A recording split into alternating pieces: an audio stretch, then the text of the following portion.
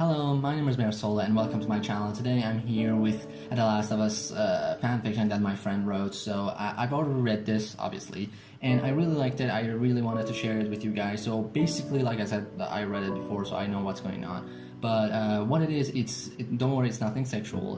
What this is basically a fanfiction toward the perspective of three characters: Ellie, Joel, and Dina. If you guys don't know Dina, it's the character that they announced for The Last of Us Part 2 on E3. If you guys haven't seen the trailer yet, I highly recommend you guys go ahead and check it out. But so yeah, what this is, it's their perspective, and it takes place in kind of before and after the trailer that they showed on E3. So without further ado, I just can jump into it. I hope you guys enjoyed as much as I did, and let's start. Part 1, Ellie's entry. I've been trying to live somewhat a normal life. Falling in love with a woman named Dina was the most normal feeling I've had in a while. I know I was young then, but Riley was my very first kiss and was the only person before Joel that could make me feel safe. Losing her took its toll on me for a while, and I didn't think another opportunity to be with someone would come along in the future, so Dina was a surprise. Joel has been quiet. I believe he feels guilty for things that I went through at only 14.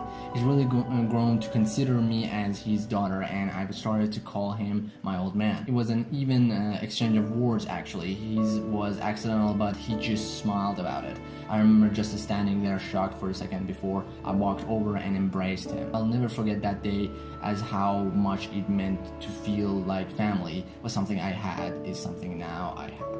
I believe Dina and I are actually going to be attending this bar in town.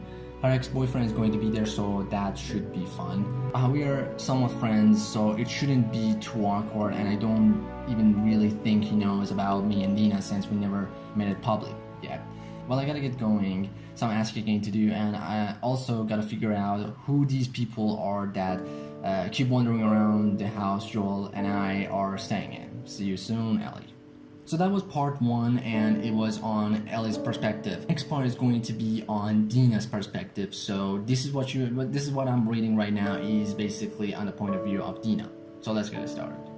Dina's entry, part 2. Ellie is the most beautiful woman I've ever seen. I've had girlfriends in the past and I've had boyfriends, but out of all of them, Ellie is the only one who could ever truly love me. This world is a shithole, but having her by my side has definitely made things a lot easier to comprehend, a lot easier to accept. I want to say that my love for her grows within every day. I look at her and I see this woman who has been through hell and had to mature at such a young age. A woman that continues to protect what she loves and who fights to survive. She told me of her immunity, and at first I didn't believe it.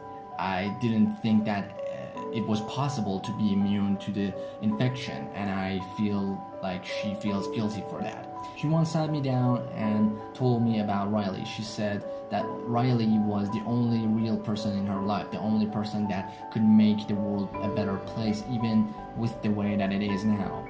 She told me about how Riley wanted to be forgiven, so she took Ellie to this mall and surprised her. I've never seen her cry so much until she spoke about her. It was hard for me not to cry. Ellie has mentioned feeling guilty about being the only one who survived, staying beside Riley until she turned. Holding her hand as she cried, Ellie admitted to how she felt for her, and it's something she won't forget.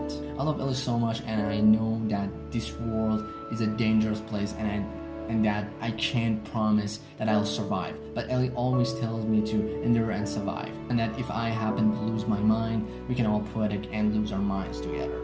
I fear that something will happen to her every day, so I lay beside her every night, taking in her warmth and being cautious of our surroundings.